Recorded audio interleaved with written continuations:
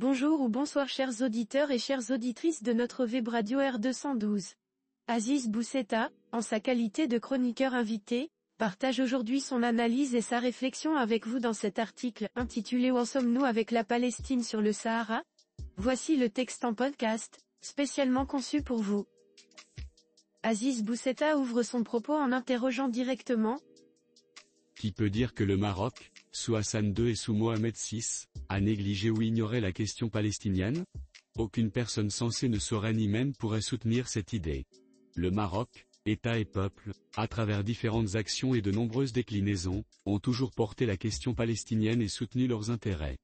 Parfois même au détriment des intérêts nationaux, comme en 1973. Mais il est des moments où les choses doivent être clarifiées. Avec une plume incisive, notre journaliste approfondit son argumentation en affirmant. À chaque crise qui naît au Proche-Orient autour de la question palestinienne, le Maroc prend position, entreprend des actions, multiplie les interventions, n'hésite devant aucune implication. Et Rabat ne fait pas exception aujourd'hui, face au massacre auquel le monde entier assiste. Mais il se trouvera toujours des Marocains, beaucoup de Marocains, qui penseront que nous n'en faisons pas assez, que nous devons dénormaliser, que nous devons cesser tout contact avec l'entité sioniste, appellation en vogue et juste, d'Israël. Aziz Bousseta approfondit sa réflexion en soulignant une réalité troublante de la manière suivante. Que quelqu'un ose penser autre chose et le voilà taxé d'ennemi, de félon, de traître, et parfois même, les exaltés n'hésitent pas à accuser d'apostasie tout individu qui n'insulterait pas Israël. Oui, certes, l'État hébreu est aujourd'hui, sous la conduite de Netanyahou et de ses complices, coupable d'assassinats de masse, de destruction de très grande ampleur. Oui certes, l'État hébreu dirigé par des meurtriers revendiqués et assumés, est infréquentable. Et le Maroc ne le fréquente pas, ayant signé un accord tripartite sous l'égide américaine en 2020, qu'il a gelé par la suite, dans l'attente de la clarification des choses et de l'émergence d'un gouvernement moins radical, moins fondamentaliste, moins expansionniste, moins exterminateur. Personne de sensé ne peut traiter avec Netanyahou, Smotrich, Galland, Ben Gvir et autres assassins que même l'Europe, pourtant si permissive, refuse de recevoir. Et le Maroc ne fait pas exception.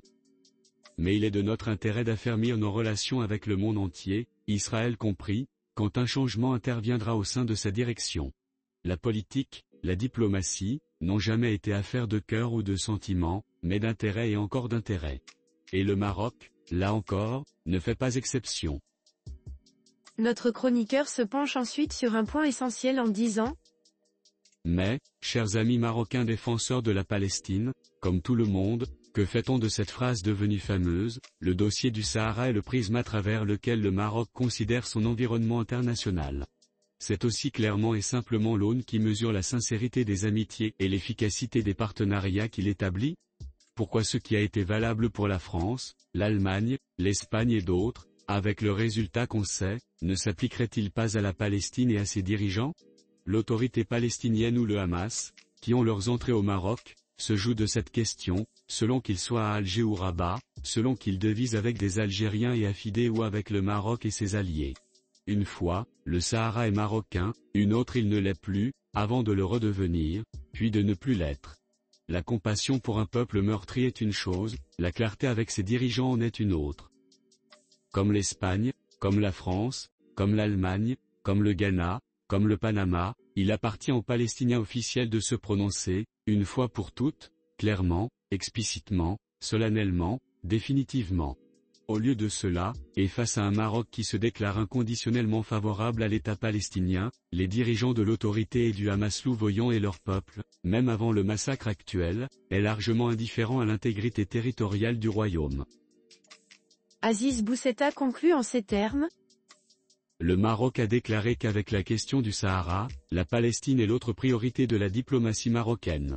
Cela signifie que Rabat se bat pour la création d'un État palestinien, mais cela ne signifie aucunement de rompre avec Israël, alors même que les Palestiniens entretiennent des relations et nourrissent des contacts avec l'État hébreu. Alors, quand Abdelilah Ben Tiran excommunie et qualifie de traîtres ceux qui ne soutiennent pas assez à ses yeux la cause palestinienne, quand les Ghada al-Adel Walissan et leurs improbables amis d'Anaj se dressent contre la normalisation et ostracisent à tour de bras ceux qui ne pensent pas comme eux, ils devraient revenir à de meilleurs sentiments en replaçant leur curseur.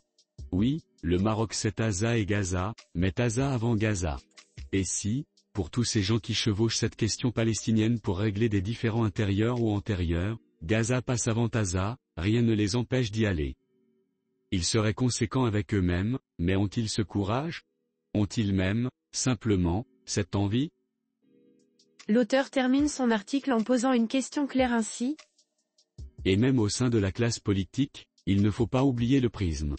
Parmi nos partis, seul le parti du progrès et du socialisme de Nabil Ben Badala a le cran et la sincérité de questionner clairement et par écrit les Palestiniens sur la sinuosité, la volatilité de leur position concernant le Sahara. Les autres partis brillent par leur silence ou leur extrême prudence face à l'inconstance des Palestiniens concernant notre cause à nous. Et les vidéos sur les réseaux se multiplient, de jeunes et moins jeunes Marocains qui annoncent leur colère contre cette autorité palestinienne qui ne joue pas franc jeu avec le Maroc et qui déclarent leur stricte priorisation de l'affaire nationale du Sahara. En conclusion, Aziz Boussetta rappelle avec force. Nous ne sommes ni Palestiniens, comme le crie tout le monde, ni Israéliens, comme le suggèrent certains, nous sommes Marocains, simplement mais uniquement Marocains, défendant les causes justes certes, mais après notre juste cause. Inta al-Kalam. Chers auditeurs de la Web Radio R212, merci d'avoir écouté ce podcast et partagé ce moment avec nous. Votre fidélité nous touche profondément. À très bientôt pour d'autres moments de réflexion et de découverte. Avec toute notre gratitude, l'équipe de R212,